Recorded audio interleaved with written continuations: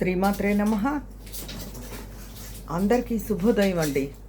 ఈరోజు మహా అమావాస్య శని జయంతి అని చెప్తున్నారు పండితులు. కొంతమందికి మంచిగా ఉంటుంది, కొంతమందికి బాగుండదని యాజ్ యూజువల్ యూట్యూబ్లో చెప్తున్నారు.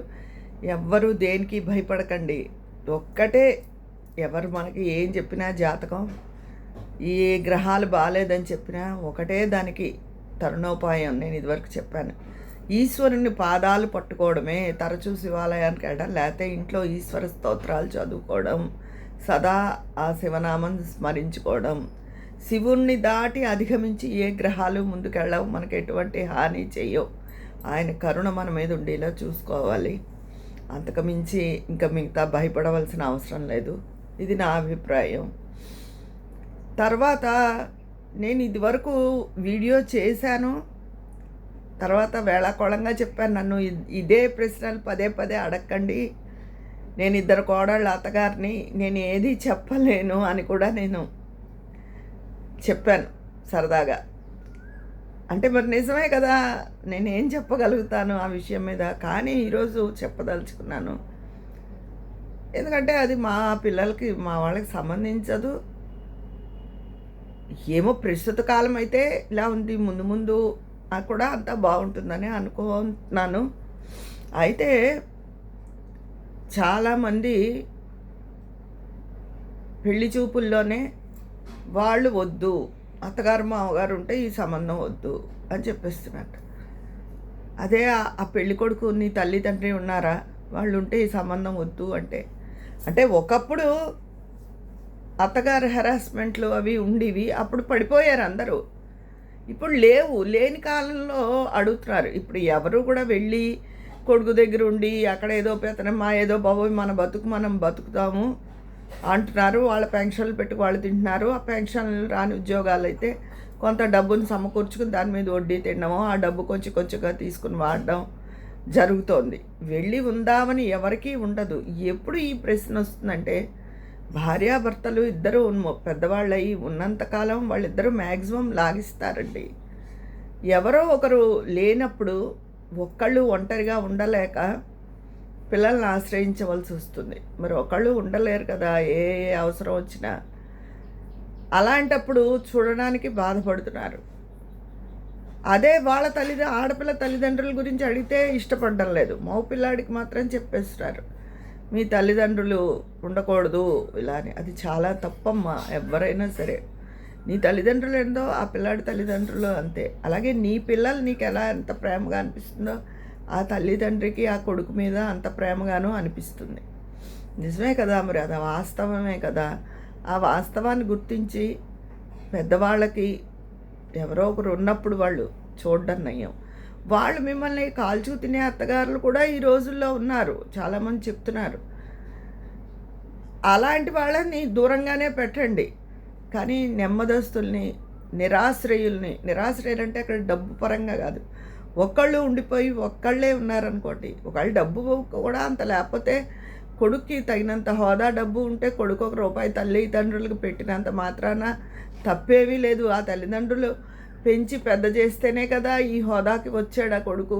అలాంటిది ₹1 వాళ్ళకి పెట్టినా తప్పులేదు. అలాగే వాళ్ళని ఎవరో ఒకరు మిగిలిపోయినప్పుడు వాళ్ళ అవసాన దశలో వాళ్ళని చూడడం అన్నది ఇది కాదు. రేపొద్దున ఆ మంచితనమే మీ పిల్లలు చూసి నేర్చుకుని, అవును ఇలాగా మా నాయనమ్మ ఉండేది, మన తాతగారు ఉండేవారు మన ఇంట్లో అని చూసి మిమ్మల్ని కూడా చూస్తారు. ఎందుకంటే పిల్లలని వాళ్ళు మన నుంచి ఎప్పుడూ ఏదో ఒకటి నేర్చుకునేలా మనం ఉండాలి, మన పద్ధతి విధానం ఉండాలి. అంతేగాని నీ దగ్గర ఏముంది నేర్చుకుందుకు, నువ్వు ఏం నేర్పావు అని ప్రశ్నిస్తారు ఈ పిల్లలే కూడా రేపొద్దున. అది అలా ప్రశ్నించే స్థితిలోకి మీరు వెళ్ళకూడదు. అందుకని పెద్దవాళ్ళంటే ఏదో కిట్టని వాళ్ళలాగా పెళ్లి చూపులోనే మాట్లాడేసుకుంటున్నారట. ఉన్నారా?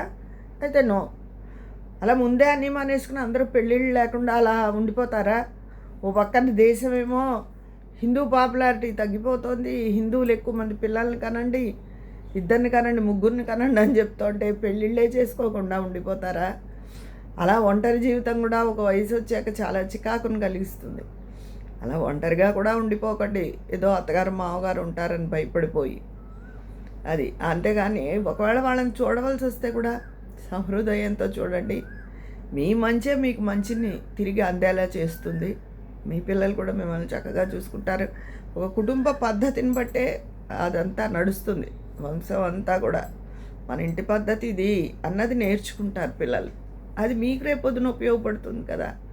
అది వాళ్ళతో కఠినంగా ఉండకండి. కొంతమంది చూస్తారు, పొమ్మని లేక పొగ పెట్టారంటారు చూసారా, ఉంచుకుంటారు. కానీ ఏ పరిస్థితి వాళ్ళకు ఉండేలా అనుకూలంగా చెయ్యరు. అప్పుడు వాళ్ళు ఎలా ఉండగలుగుతారు? కొడుక్కి చెప్పలేరు, వాళ్ళిద్దరూ కొట్టుకుంటారేమో అని. మింగాలేక కక్కాలేక బాధపడతారు. అలా ఎవరిని ఉసురు పెట్టద్దమ్మా, మంచిది కాదు అది. మీకు ఈ రోజున తెలియకపోవచ్చు, రేపటి రోజున తిరిగి మీ దగ్గరికే వస్తుంది. దాన్నే కర్మ అంటారు. అందుకని మీరు చేసిన మంచి ఎక్కడికి పోదు. అలాగే మీ అమ్మా నాన్నలు ఎంతో, అబ్బాయి అమ్మా నాన్నలు కూడా అంతే. మిమ్మల్ని బాధ అది పెట్టి సాధిస్తుంటే ఆ విషయం తప్పకుండా ఖండించండి. అంతేగాని వాళ్ళకి తిండి పెట్టే చోట, వాళ్ళతో ఏదైనా ప్రేమగా వ్యవహరించవలసిన చోట ఇది చూపించద్దు. పెద్దవాళ్ళ కడుపు మార్చద్దు ఎవరును. అది నేను చెప్పదలుచుకున్న విషయం. ఏ రోజుల్లో అయినా ఏవో మారే పద్ధతులు, కానీ కుటుంబం, తల్లి తండ్రి, అమ్మాయి తల్లిదండ్రి, అబ్బాయి తల్లిదండ్రి, కొంతమందికి ఇద్దరు ఆడపిల్లలే ఉంటారు. అప్పుడు మరి అల్లుడేగా చూడాలి. కొడుకైనా అల్లుడైనా తలకొరివి పెట్టడం దగ్గర నుంచి అల్లుడే చూడాలి. అలాంటప్పుడు మరి అతను అలాగే ఇలా ఇది కూడా అలాగే అనుకుని అందరూ ఉండండి. ఆడపిల్లలు ఎవ్వరూ చెడ్డ పేరు తెచ్చుకోవద్దు. ఆడవాళ్ళు ఎప్పుడు అందరికన్నా మగవాళ్ళు మనం గొప్పగా ఉండాలని చెప్తాను. ఇప్పటి పిల్లలైనా సరే, మా తరమైనా సరే, ఎవరైనా సరే, మన్నే ఒకళ్ళు వేలెత్తి చూపించి ఇలా ఉండకూడదు. ఇప్పటి పిల్లలు కూడా చక్కగా మంచిగా ఉండండి, మంచి పేరు తెచ్చుకోండి. మన అమ్మ నాన్న ఎంతో వాళ్ళు అంతే అనుకోవడం. మిమ్మల్ని విసిగిస్తే తప్పకుండా జవాబు చెప్పండి. ఆ పరిస్థితి నుంచి తప్పించుకుందుకు ప్రయత్నించండి. కానీ మనుషుల్ని వదులుకోకండి. అది చెప్పగా మీరు చేసేది చూసే మీ పిల్లలు కూడా అదే నేర్చుకుంటారు. అది ఇందుకు నేను నా జీవితంలోంచి ఒక ఉదాహరణ కూడా చెప్తున్నాను, వినండి. ఇది పెద్ద చెప్పి ఇంట్లో విషయం చెప్పో నా తండ్రిని బయట పెడదామనో కాదు, కానీ ఒక ఉదాహరణగా మీకు చెప్తున్నాను. మా నాన్నగారు ఎక్కువ, నేను ఎప్పుడు చెప్తాను మీకు, ఆయన ఎప్పుడు చిన్నప్పటి నుంచి ఎక్కువ మాట్లాడే మనిషి కాదు. అయితే ఇప్పుడు ఆయన పెద్ద అయిపోయిన తర్వాత ఎవరితో అయినా మాట్లాడదాం అనుకుంటారు. మాట్లాడినా అందులో ఏం మాట్లాడరు. ఏవో పాలిటిక్స్ మాట్లాడతారు. అందులో ఆయన నచ్చిన వాళ్ళని మెచ్చుకుంటారు, నచ్చని వాళ్ళని తిడతారు. అంతకు మించి ఇంకేం మాట్లాడరు. అలాంటప్పుడు మనం వెళ్ళి పెద్ద కబుర్లు ఏముంటాయి చెప్పడానికి? పైగా చిన్నప్పుడు మా తాతగారితో ఈయన ఎక్కువ మాట్లాడేవారు కాదు. మా నాయనమ్మ గారితో మాట్లాడేవారు, కానీ ఆయనతో మా తాత మళ్ళీ కబుర్లు చెప్పే మనిషే. మాకు దగ్గర కూర్చోబెట్టి బోళ్ళు కథలు, కబుర్లు బోళ్ళు చెప్పేవారు. ఈయన ఎందుకో ఎక్కువ మాట్లాడేవారు కాదు. ఇప్పుడు ఆయనకి ఏమొచ్చింది? ఈయన కూడా మాట్లాడేవారు కాదు ఎక్కువ. పిల్లలు చేరదీసి కబుర్లు చెప్పడం అది తక్కువ. మా నాన్నగారు మాట్లాడేవారు కాదు. ఇప్పుడు నీకు తోచలేదు కదా అని మాటలు వచ్చేయమంటే పిల్లల దగ్గరికి ఎక్కడి నుంచి వచ్చేస్తాయి మాటలు? మనం ఏమందిస్తామో అదే మనకు అందుతుంది. అది ఆ అలవాటును ఆయన దూరం చేసుకున్నారు. తండ్రికి తన కబుర్లను అందజేయలేదు. ఈరోజు నీకు కబుర్లు కావాలి, ఏదో కాలక్షేపం, ఆయన కాలక్షేపం ఆయన చూసుకుంటారు, ఆయనకి ఏమి ఇది లేదు. కానీ ఏదైనా ఇంకా అందరూ వచ్చేసి కబుర్లు చెప్పేయాలనుకుంటారు. ఎలా అనుకుంటారు? లాయర్ గారు పనుల్లో బిజీగా ఉంటారు, ఏదైనా అవసరమైన మేర మాట్లాడతారు. నేనైనా అంతే, మొదటి నుంచి లేని అలవాటు ఈరోజు రమ్మంటే ఎక్కడి నుంచి వస్తుంది? ఎంతవరకు మాట్లాడాలో అంతవరకు మాట్లాడతాం. అయినా రాజకీయాలే నాకు చిరాకు, వాటి గురించి నేనేం మాట్లాడతాను? పైగా ఏకపక్షంగా మాట్లాడి ఒకళ్ళని తిట్టేస్తూ ఉన్నప్పుడు ఎక్కువసేపు ఆ సంభాషణ పొడిగించలేము. పైగా మనసులో నాకు ఆయన అన్నప్పుడల్లా అదే గుర్తొస్తూ ఉంటుంది.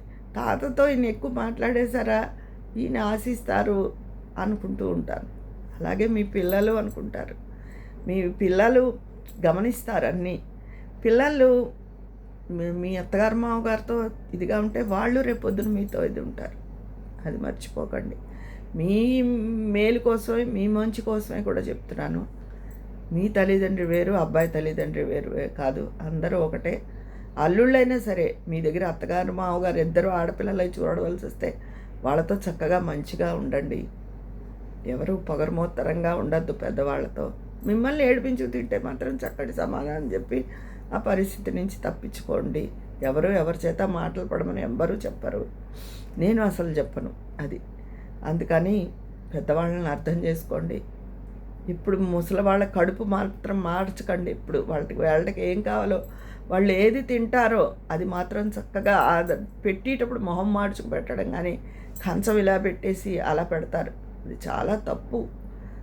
ఆదరణగా పెట్టండి. ఎవ్వరికి పెట్టినా సరే, పెద్దవాళ్ళని కాదు, మన చేత్తో ఎవరికైనా ఏదైనా పెట్టవలసి వచ్చినప్పుడు, ఇవ్వవలసి వచ్చినప్పుడు, కొంతమంది ఇంట్లో వాళ్ళని కలిసి తింటారు, బయట మంచి పేరు తెచ్చుకుంటారు బయట వాళ్ళకి ఇచ్చి. అప్పుడు ఎవరైనా బయట వాళ్ళు ఏమనుకుంటారు, వీళ్ళు మంచివాళ్లే కదా అనుకుంటారు. అది కూడా చాలా తప్పు. నిన్ను భగవంతుడు అనేవాడు ఎప్పుడూ గమనిస్తూ ఉంటాడని మర్చిపోవద్దు. అది కొంతమంది ఇంట్లో వాళ్ళని ఏడిపించి తినేస్తారు ఏదైనా పెట్టడానికి చేయడానికి. బయట వాళ్ళకి మాత్రం ఆహా ఓహో అని ఇచ్చేసి పెట్టేసి కొని మరీ ఇచ్చేస్తూ ఉంటారు. బయట వాళ్ళు అబ్బా వీళ్ళు చాలా మంచివాళ్ళు అనుకుంటారు, పడేవాళ్ళకి బాధ తెలుస్తుంది. అది ఎప్పుడూ ఒకళ్ళకి పెద్దవాళ్ళకి పెట్టేటప్పుడు ఆదరణతో వాళ్ళకి ఏమి ఇష్టమో అదే వండి పెట్టి ప్రేమతో పెట్టండి. ఎవరికి ఇచ్చినా సరే మీకు ఇవ్వకపోతే పెట్టాలి, లేకపోతే మానేయండి తప్ప అలా ఎవరు చెయ్యొద్దు. మీ మీద ఆధారపడ్డారు కదా అని ముసలివాళ్ళ కడుపు మార్చద్దు. వేళకి ఎంతో వాళ్ళకి తినేది వాళ్ళకి వండి పెట్టండి. అది ఈరోజు నేను చెప్పదలుచుకున్న మాటలు ఇవి. మీ అందరి అభిప్రాయాలు కామెంట్ బాక్స్లో తెలియజేసేయండి. మరి అక్కడ మాట్లాడుకుందామా? ఉంటాను. మీ స్నేహితురాలు విజయ పన్నాల.